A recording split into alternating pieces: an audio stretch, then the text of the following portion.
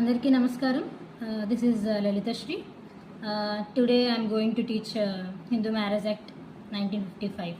Okay, first మనం అనుకున్నట్టు Hindu marriage act నుంచి స్టార్ట్ చేద్దాం. సో ఓవరాల్గా ఇందులో ఎన్ని సెక్షన్స్ ఉంటాయి?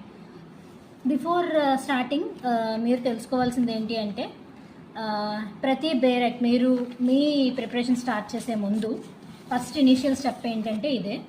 ఫస్ట్ మీరు బేర్ యాక్ట్స్ మీకు కనిపిస్తుంది అనుకుంటాను, మేబీ ఇది ఒక రివర్స్ మోడ్లో కనిపించవచ్చు.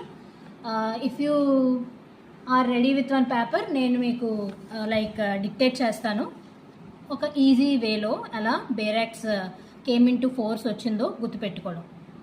సో ఇక్కడ నేను ఎలా సాగ్రిగేట్ చేసుకున్నానంటే, ఏ డేట్స్లో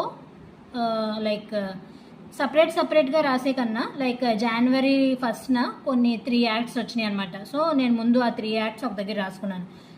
సివిల్ ప్రొసీజర్ కోడ్ 1908 తీసుకుంటే ఇది January 1st 1909లో ఫోర్స్లోకి వచ్చింది.